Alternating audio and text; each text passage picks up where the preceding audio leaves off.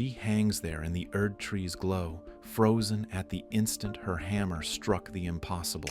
Marika, the god who shaped the Golden Order, captured in the moment she broke it. Every scar in the lands between traces back to that single swing. A decision so violent it rewrote the world's idea of law, grace, and divinity. We're told she shattered the Elden Ring. We're rarely told why. Some call it her betrayal. Others believe it was the only act left to a god who saw the system she built turn against her own blood. When we return to that suspended body, we're looking at more than a crime scene. We're looking at the last choice she ever made. But before we descend deeper into the fractures of her story, the Golden Order grows through faith. And this little archive of ours is still but a flicker beneath the Erd tree. If you'd help me reach 1,000 Tarnished sworn to this path before the year fades, I'd be truly blessed. One click strengthens the order, and trust me, I'll be grateful enough to rival even Marika's devotion. Everything that followed in the lands between was shaped by that choice. When the Elden Ring broke, it wasn't just a divine symbol cracking open. It was the collapse of the laws that held the world together. Life and death slipped their boundaries. Demigods armed themselves with great runes that amplified their worst impulses. Ordinary people were left trying to survive in a world where even faith no longer had a fixed shape. And beyond all of that, grace began to move again, reaching across the fog of history to pull the Tarnished home. Understanding why Marika shattered the ring isn't just academic. It tells us what kind of world we've inherited, and whether its god broke it out of cruelty, desperation, or something stranger. Long before the ring shattered, Marika had already reshaped the world once. She arrived in the lands between as a Numen, a foreign god chosen by the greater will to become its vessel. The Elden Ring wasn't a relic she found. It was a power she housed within herself, a living script of cosmic law that made her the axis of a new age. Under her rule, the Golden Order formed, an architecture of faith, governance, and metaphysics layered so tightly over the land that people began to believe it had always been there. But even in those early years, Marika was editing the system she'd been entrusted to uphold. She carved destined death out of the ring and sealed it away, rewriting mortality itself. The world called it a blessing. It was also the first sign that Marika would change the rules when the rules no longer served her. As the Erd tree flourished, her contradictions grew with it, a god entrusted to maintain order, already showing she was willing to bend, prune,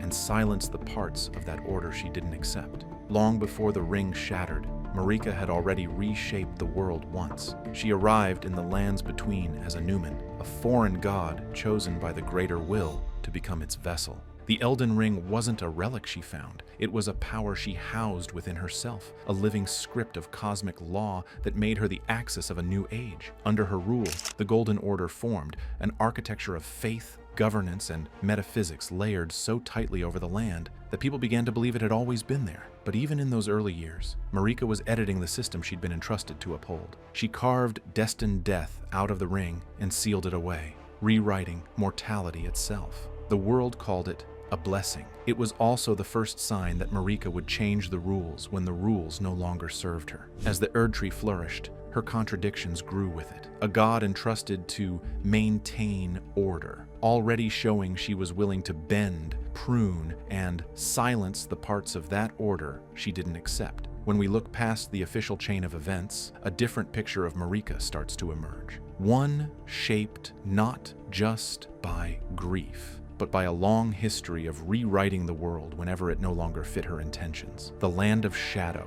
is the clearest example. It was the place of her earliest rise, the soil where her faith first took shape, and later, the site of a purge so absolute that the realm itself was sealed away. Mesmer, her hidden son, carried out that crusade under her command, wielding a serpent she had sealed inside him. When his usefulness ended, she didn't bring him home. She locked him into the same forgotten land she had already scrubbed from the Golden Order's memory. That's not an impulsive god. That's a ruler who isolates her failures, buries them, and edits the past as cleanly as she edits cosmic law. Seen through that lens, the Shattering stops looking like a single moment of despair and starts to resemble another deliberate reset. Marika had already removed death from the world. She had already exiled Godfrey and his Tarnished when their strength no longer suited her vision. She had already sealed entire histories when they threatened the order she wanted. Breaking the Elden Ring fits the pattern. When a system stops serving her, when it wounds her own child. When it exposes contradictions she can't control,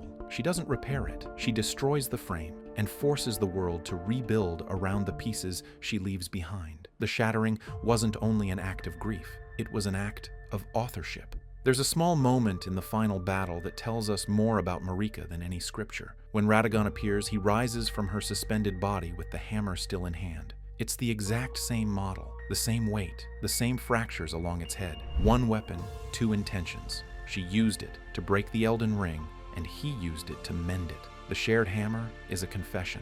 The conflict wasn't between gods, it was inside one god. Now, the shattering looks different. It isn't just the explosion that followed Godwyn's death, nor simply the defiance of a god pushed too far. It sits at the crossroads of everything Marika ever was. The reformer chosen by a cosmic power, the mother who watched her son die a death without resolution, and the ruler who erased entire histories when they conflicted with her design. With all of that in view, the question sharpens rather than settles. Was this a moment where grief broke her? Or a moment where she broke the world before it could break her again? When all the evidence stacks together, the shattering stops being a clean moral question and becomes something far heavier.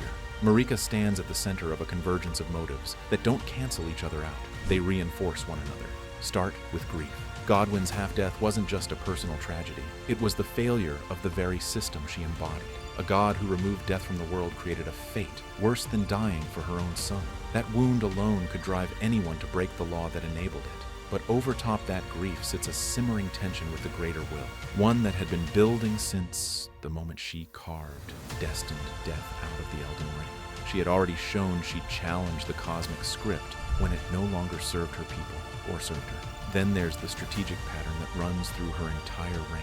Exiling Godfrey and the Tarnished, sealing the land of shadow, deploying Mesmer and then abandoning him. Each act reveals a ruler willing to burn down the structure she built if doing so opened a path forward. The shattering fits perfectly into that logic. Breaking the Elden Ring didn't just destabilize the world, it invited a successor shaped outside the Golden Order's machinery. Someone who had lived and died and lived again. Someone who might create an order she no longer trusted herself to define. And beneath all of it lies the simplest motive, survival. By breaking the ring, Marika broke the will's hold, but she also ensured the world couldn't move on without her. The Erd Tree itself kept her suspended at its core. Even in captivity, she remained indispensable. When the Tarnished finally returns to the lands between, they're walking into the aftermath of Marika's last gamble. Grace stirs again, not because the world is stable, but because it's unfinished. The shattering opened a vacancy that none of her demigod children could fill. Their great runes made them powerful, but not whole. Each one a fragment of a law that no longer functioned as a single shape. In that broken landscape, the Tarnished become the one thing the Golden Order no longer produced, a contender shaped by loss rather than entitlement. Whether Marika intended that outcome or simply accepted it, her choice set the stage for someone outside her lineage to decide the world's next form. And that's the strange part. Every ending we claim, restoring the Elden Ring, burning the Erd Tree's old logic away, crafting new orders of fractal gold or frenzied freedom, exists only because she shattered the old one. Her act didn't resolve the contradictions of her reign. It scattered them into the hands of anyone strong enough to reach the Erd Tree. In the end, Marika becomes both the architect and the ghost, in the corner of every choice the Tarnished makes. The world broke because she broke it, but the world moves on because she allowed it to. When we look back at that suspended figure in the heart of the Erd Tree, fixed forever in the instant of her rebellion, we're left with a story that refuses clean answers. A god grieving her son, a ruler rebelling against her own cosmic mandate, a strategist clearing the board for a future she could no longer shape. Maybe all of it is true at once. So the question returns to us. Was the shattering Marika's greatest crime or her last fragile hope for a better world?